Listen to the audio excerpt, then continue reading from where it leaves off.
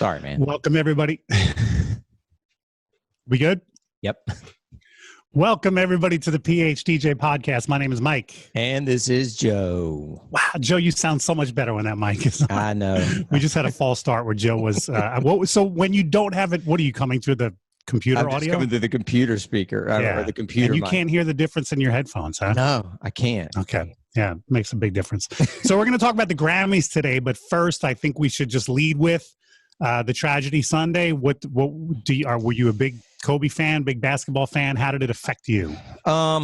It's different for me. Yes, I am a basketball fan, but I came up in a different era. You know, I'm a Michael Jordan fanatic. You know what I mean? So Kobe's younger than Michael, and so once Michael retired, I kind of stopped watching NBA. Quite frankly, really? Yeah, okay. I picked it because you're more of a college basketball guy. I am, exactly. Yeah. And listen, I mean, is there any doubt that he will, go down in history as one of the top 5 of all time? None whatsoever. Like, that debate will rage forever. Kobe, right. LeBron, Michael. Kobe, LeBron, Michael. And so, but it was just a different era. You know what I mean? Like, I didn't continue watching much after Michael retired. And then I picked it back up kind of in the LeBron era. So he was, Kobe was kind of trailing him. Yeah, kind of a little bit. I mean, he was, he was able to play with those guys, but he was in that middle, Well, yeah, his career bridged both of their careers, right? Yep. He played against Jordan in the tail end, and then he played against LeBron in Kobe's tail end. So it is kind of wild that he bridged both of their careers. Yeah, I'm not a basketball fan at all, right. Which I think shows how big Kobe was because, I probably can't name 10 basketball players, and yet Kobe is one of the guys I can name. Unbelievable. Yeah. And, I mean, heard the news.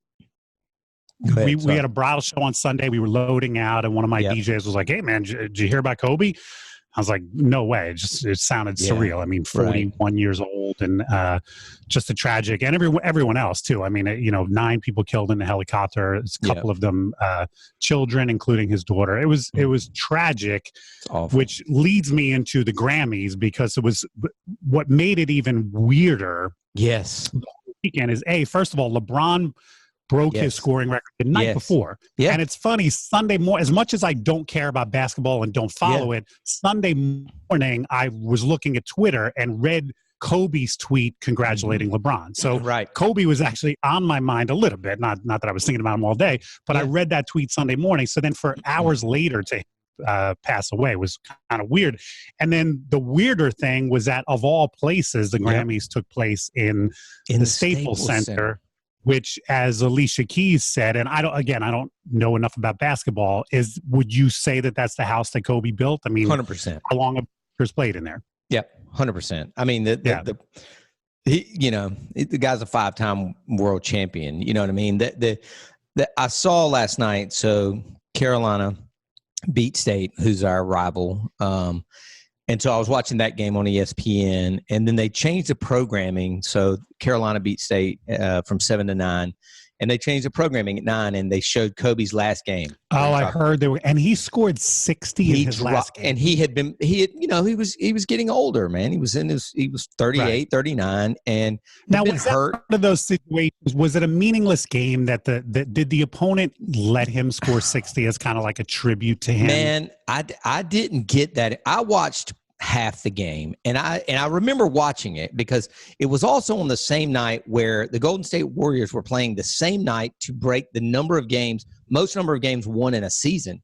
So they even I remember that night they staggered the schedule because everybody wanted to see Kobe, right, and everybody wanted to see if Golden State was going to break the record of the most games ever won in a season over Michael Jordan's Chicago Bulls.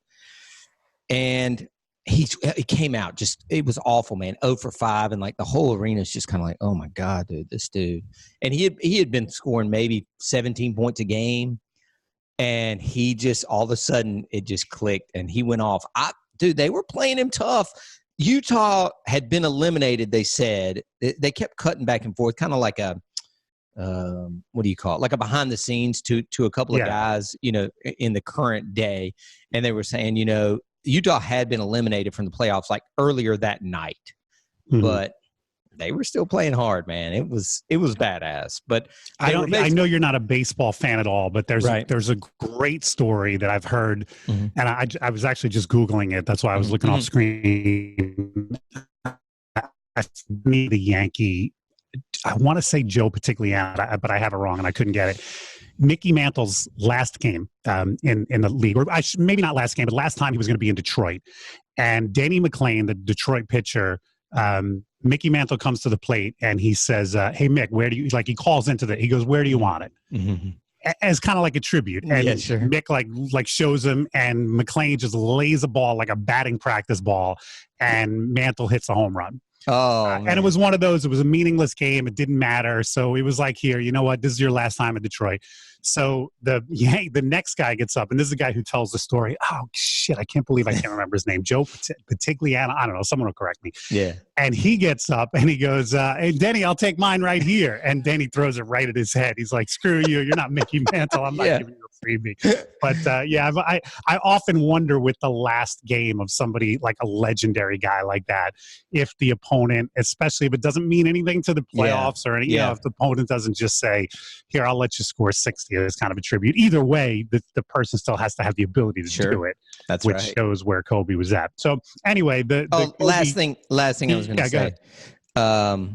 So they had they even showed it from the very beginning where they played all the tribute videos and, before the introductions and everything. And, multiple people, including Jack Nicholson, who was kind of on the end of this tribute reel, were like, in a city of nothing but famous people, you were the most famous. Like that, like you said, like he transcended basketball. Like he was bigger. He was a celebrity. See, I hate to be negative when somebody has just passed away, but that's not true.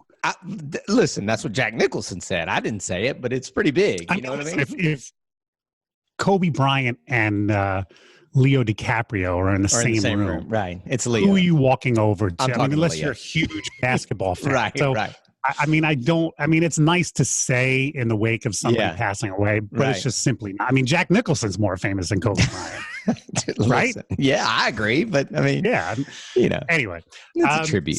So then, as it turns out, hours later, the Grammys take place at the Staples Center. So let's begin with that. First of all, this is one of those situations where I wish you and I disagreed on the subject. You watched it. I watched it. It amazes me how many DJs not only don't watch it, but almost I mean, I put that post up Sunday morning. You always do. I think you do it every year. I pretty much do it every year. And you know what? You and I are at fault because we didn't bring it up last show. We didn't talk about we're going to watch it. But I mean, and not that anyone could make the excuse, I didn't know they were on. I mean, they pretty much advertise these things. So lots of DJs don't watch it. Lots of DJs have that attitude of new music sucks. Is there anything Joe Bunn can say to those DJs that you think will change their minds? Yeah, I mean, guys, it's part of your job. It's research. It's like an athlete that watches game film. I mean, this is, even if you think it sucks, which I'll agree, there was a lot of stuff that sucked on that show. I still, it still keeps me in touch with current music and my finger on the pulse of what's going on musically. And even though I don't do school dances or mitzvahs or anything like that, I want to know. And quite frankly, I'll be honest with you, I want to be turned on to something I don't know about or that I haven't heard yet. I didn't really know that Maggie Rogers girl. I had heard that Light On song, but she's great. I didn't really know her at all, and she was nominated for Album of the Year or something like that. So I have to say this year, probably for the first time in like 5 or 6 years, I didn't download an album right after the show because I didn't hear anything but I've had that situation in the past where I was like, oh, damn, I didn't know about this. And Kendrick Lamar blew me away a few years ago, and I downloaded his album and loved it. So that happens often. And there's a term in music called the Grammy Bounce, which refers to that. Usually, I'm sure Billie Eilish's, album and songs are going to go through the roof this week. And Lizzo probably and a few others, that's what happens. Millions of people tune into the Grammys and buy some music and download or stream, I guess, nowadays. And some artists get what they call the Grammy Bounce. If for no other reason as a DJ, why wouldn't you want to watch that and understand that next week more people are going to be asking for fill in the blank? just understand that. It blows me away. Not to mention the fact that, and I think you'd agree, it's not like it's 3.5 hours of torture. It was a fun show. I'm not saying that every moment was fun, but I enjoyed the performances. I enjoyed the show. Take time out. Good. 9 of the 10 top songs on iTunes were performed that night. Wow. 9 of the 10. You just looked that up? Yep. Demi Lovato did that ballad. That's number 1. Blake Shelton and his wife, I guess, did that ballad. That's number 2. Camila Cabello did that song First Man, which I think is going to be a father-daughter dance now. Billie Eilish. Jonas Brothers did What a Man Gotta Do. Another Billie Eilish. Old Town Road remix with Billy Ray. Dance Monkey with Tones and I is the only one out of is the only one. Yeah, and then Lizzo was number 10. So 9 of the 10 songs were actually performed. And then it keeps going. Underdog, Alicia Keys did that. Someone You Love, Louis Capaldi, she covered that when she did the introduction. Right. She did and then it goes into some other Billie Eilish. That's incredible. Yeah. That's incredible. Yeah. And that's just iTunes. Somebody responded to my post, New Music Sucks. They just wrote. And my reply was, you know who said new music sucks? Your parents about your music. And you know who else said it? Their parents about their music. Yep. And you know who else is going to be saying it 20 years from now? The kids of today are going to be saying it about music from 20 years from now. Yep. So yes, it's acceptable that most people, when they grow up, think today's music sucks. But we as DJs don't have that luxury. You shouldn't say that as a DJ, even if you think it's just ignorant. Stop mouthing it. Stop saying it out loud, and know that when you say it out loud, you look out of date, you look out of step, you look out of focus. It's just and it's just not. First of all, I don't agree with it. It's just not true. Exactly. It can't be true. Yeah. Right. Even if you don't, I get that you might not like the stuff on the radio, but all you have to do is hit browse, on Spotify, which has gone into an algorithm of the stuff that you do like. If you only like classic rock and you hit browse, at least it's going to pull up like a new band from today that you're going to like. Right. Like I just. All right. So like I said, the boring part about this is that you and I both agree. So, first of all, let's start with Alicia Keys then. What did you think of her emceeing? I saw you did love her. Yeah, I mean, you do love her as the host. I saw you post. Man, that. I think she's so sincere and she gushes. Her love of music just comes out of every single pore. But what's funny is right before you and I went on, I'm listening to Howard Stern and he's making fun of her. He thinks she was insincere. He thinks she's all rainbows and butterflies and everything else. So, it's not a universal thing. And it sounds like you might lean towards the Howard Stern view. Man, I don't. It may be the Southerner in me. She's so New York or so. Yeah, she is. She grew up in Hell's Kitchen in Manhattan. And that's, and so is LL. He's from Queens or whatever. Like, I guess I don't remember who else has hosted, Mike, or do they normally? Those are the only two that stand out for me. Me too. And listen, I think LL was cool and smooth and polished, but he doesn't gush about his love of music as much as Alicia Keys does. I sometimes feel like she's trying to turn the attention towards her.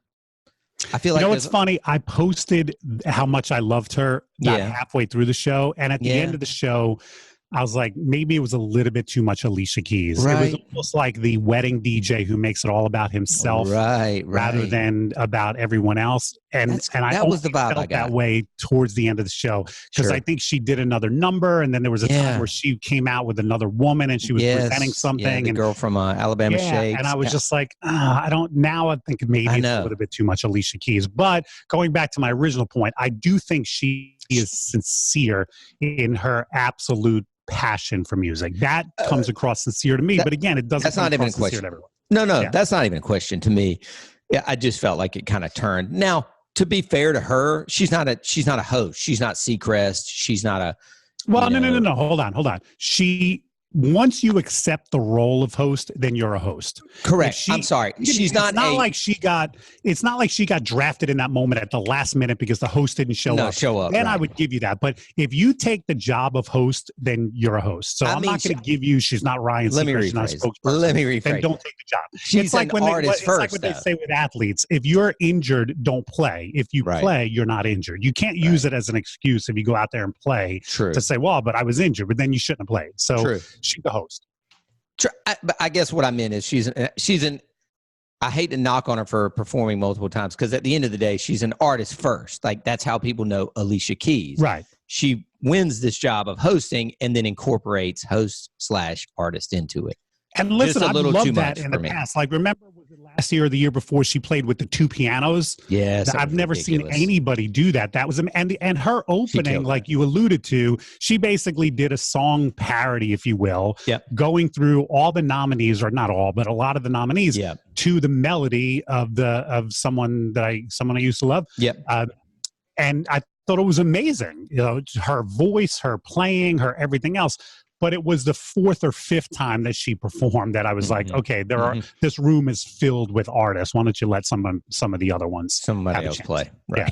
Yeah. And by the way, because I'm jumping around my notes. Yeah. Going back to people who love the show and get it, I should give a quick shout out to Nick Cavalieri, who is a loyal listener, so I know he's going to hear this. Nick not only agrees with us, he watched the show the entire day. You know that the Grammys give out a lot of awards beforehand, right? Do you know that? Before the telecast actually begins. Nick, on his Facebook page, I guess there's a way to stream it, or maybe it's another channel that it's on. I don't know. But throughout the afternoon, Nick was posting who won those prior to the telecast. So he's that into. He's diehard, right? Yeah, exactly. And that was my first opportunity to take my cap off to, my favorite album of the year last year was Gary Clark Jr. Yep. And he won for best, it wasn't rock album. I think he won for best blues album and best rock performance. And then his performance on the telecast, even though it was bleeped nonstop, I thought was one of the best performances of the night. I thought he tore up his song, This Land. Oh, with the Roots. Yeah. They kind of smoked that. Yeah. What were some of your favorite performances?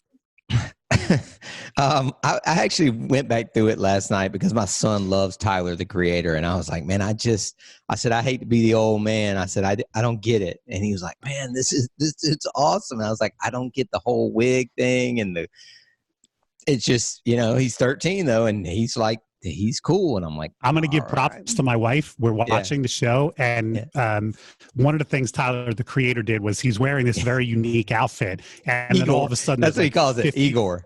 There's like 50 dancers on stage, all wearing the same outfit. And Kelly goes, oh, that's the Eminem thing. And I was like, I don't know. What do you mean? She goes, oh, Eminem performed. And I Googled it. I looked it up on YouTube. I do remember she was that. Right. He did, when he first came out, my name is and everybody had the bleach blonde hair. He was in and this was when it was in New York City because it was a Radio City. Yes. He started his performance on the street and he walked through the lobby and into and up on the stage, followed by like 50 guys all dressed like him in the jeans and the white shirt and the bleach blonde hair.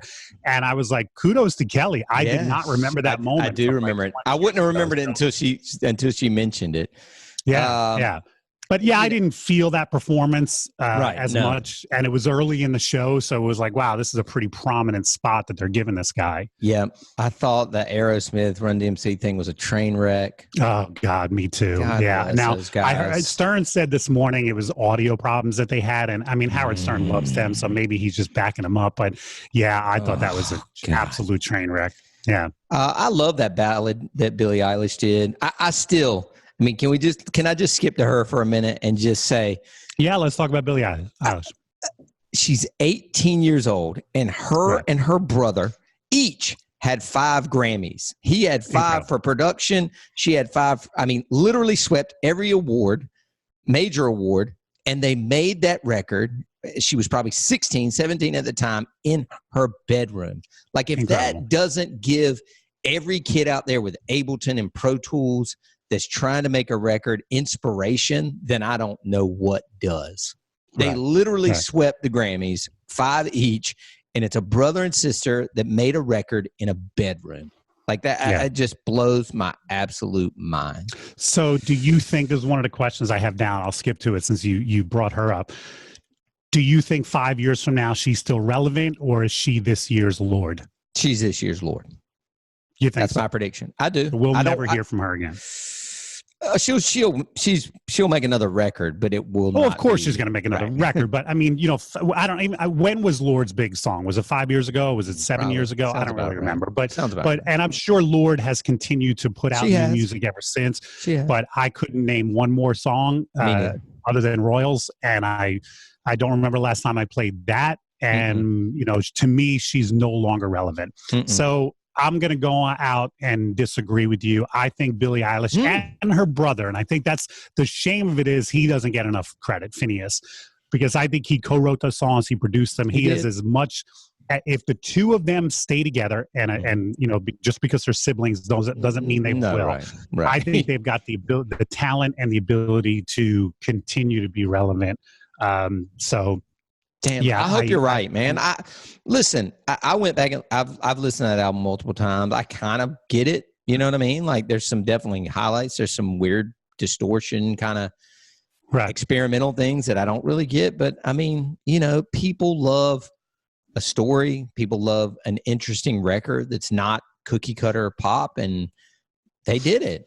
And she's a kid, man. It absolutely blows me away. So anyway, I posted this thing. And our boy Richie jumped in, but I posted this thing that nobody has swept the top 4 big awards since 1981. So who did that? Chris Cross. Yeah. Dude, and I don't know. I wish Did Richie you had know that?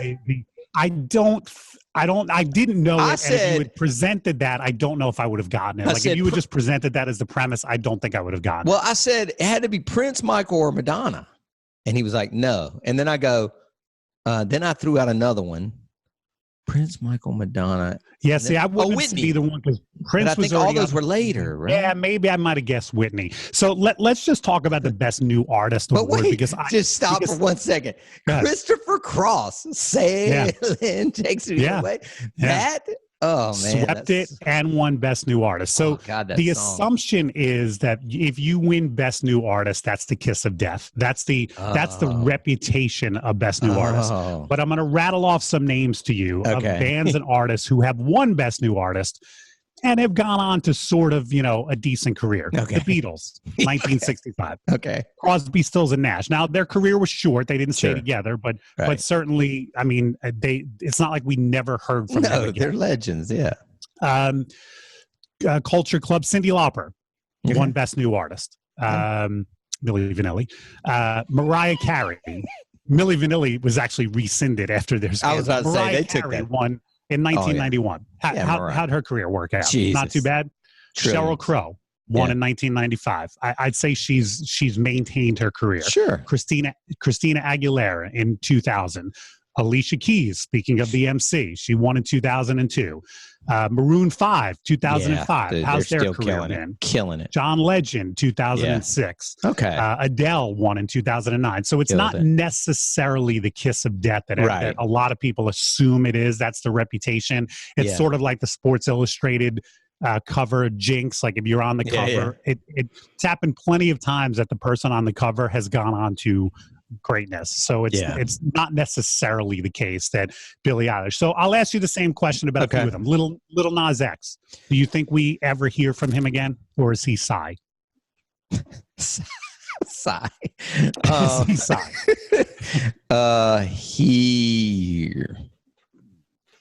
Man, I didn't think we'd hear another song, but that song Panini was big. Like off that hang on, wait a minute. Every artist that has a huge number one has a decent follow-up. And when I say decent, I mean commercially. Just because the curiosity factor of, oh my God, I bought this guy's song and I loved it. Let me go buy the other one. I mean, even Psy, what was his follow-up? Gentleman or something? I forget exactly what it was. The video was his good. But follow-up went, but I'm saying like 3 years from now, do we know who Little Nas X is? No. Or are we struggling to remember his name? We're struggling. Lizzo. I hope not. You're biased against her. Everybody knows that. You don't love that. Okay. No, I'm going on with a no. Okay. I would agree with you on Little Nas X. I would disagree with you. Okay. Wait, I forget what you said. So you think we forget about Nas and Lizzo. Yeah, but that's wishful thinking. I think Lizzo is still relevant. I think she's going to follow up and have some decent hits. I'm not saying she's going to go on to a Whitney Houston level career, right, yeah. But I think Lizzo is going to she's going to have more staying power than Meghan Trainor. Gotcha. Okay. And I'm comparing the two because I think their burst onto the scene is very similar. Both of their initial songs that broke them kind of celebrate the empowerment. Yeah. Exactly. Well, not only that, but you can be a large woman and still be lovable. Okay. And I think they both kind of sang and celebrated that. Sure. Meghan Trainor, she's got a decent career nowadays, but I don't think she's lived up to the promise. I think Lizzo will have a bigger post 1 year career. That'll be my prediction. Okay. So you mentioned the Camila Cabello song. Yeah. Mm-hmm. I thought that was one of the highlights of the night, especially again in the wake of Kobe Bryant dying with his daughter earlier that day. Yeah. For Camila Cabello to sing a song, and this is one of those where DJs, if you weren't watching, you missed an incredible moment. Yeah. I'm sure you've read about it. So you've added First Man as the name of the song. You've added that to your parents' requests, and that will be, no doubt, I think, a big song. But dude, what a freaking moment. She's singing this song about her father, and then towards the end of the song, they cut to him in the front row, and she descends from the stage and sings the final part of the song to him. And I was near. Yeah, I was too. I'm not gonna lie.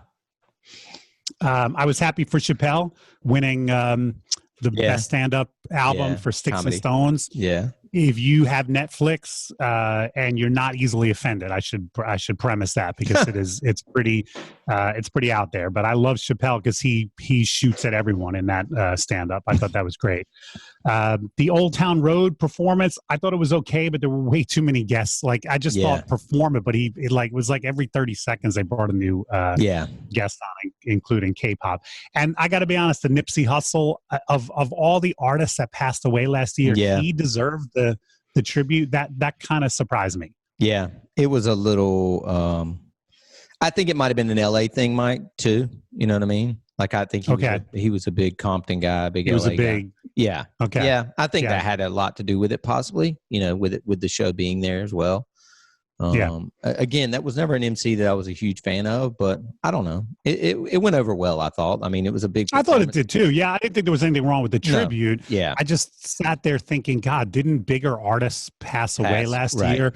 Right. I mean, I know it was maybe too recent to put a tribute together, but Neil Peart from Rush, I mean, to me, he's a timeless drummer who basically, I don't know that much about drumming, but everyone's told me he's basically influenced the way people drum. I don't know that Nipsey Hussle had that kind of influence on the hip hop world. Right. And again, maybe that was too recent of a passing. Dude, Bonnie Raitt looks amazing. Bonnie Raitt is... She's always looked 70. Yeah, it's funny. She looked old for her age back in the day, and now she looks kind of like Steve Martin. Like Steve Martin, when he burst on the scene, like with the white hair, like, dude, you're only 30. But now Steve Martin looks great for him. So did Bonnie Raitt. So I thought she was amazing. Can we talk about the bleeping? Yeah. I just wish they would put these award shows on HBO or somewhere and simulcast them. Put, if you want to watch it with your kid, watch it on CBS. Sure. If you Kelly and I are sitting here, we're both grown adults. Right. I can handle the F word. I can handle the N word. Like, just stop, and they don't even beep it. They wipe out like 10 seconds of the song. Because there's a guy basically like, you're watching it like on a 4-second delay. So there's a guy that's 4 seconds ahead of you. Right. Hitting that button. And he can't pinpoint, like in a recording, you can just take out the middle of the word fuck, but you can't do that live. So you basically wipe out 5 seconds of the song. And as a viewer, you're sitting there going, what did he just say? You're trying to rock out, right? Yeah. I wish we could, all of these award shows, I just wish they could simulcast it on some other platform where adults only and have your warnings and content warnings. Don't watch this with your children, but I don't know. It annoys that'd me. Be a great idea. And my last note, again, I wanted to just repeat, God, Gary Clark Jr., dude, I'm so happy for that guy. I'm hoping he comes. I missed him the last time in New York City. I'd love to see his show. Kelly hates the album, so I'll have to go by myself or find somebody else. Maybe I can drag Big Daddy. Yeah. But yeah, I really want to see him perform. I think the guy's amazing, and he's super talented, man. Yeah. Super talented. Yeah, yeah, cool. This was good, man. It brings us to a half hour, or a little bit more. It does. Actually. Yeah, it does. You're good. We talked about Kobe a lot. Sorry for the sports talk. We had to get that in. Though. No, I think that talk I think we would have had that talk whether it was a famous actor or a famous singer. I think that's a pop culture moment. Yeah, you know, it is. Yeah, we would have been remiss not to say something. Not to bring it up. Super sad.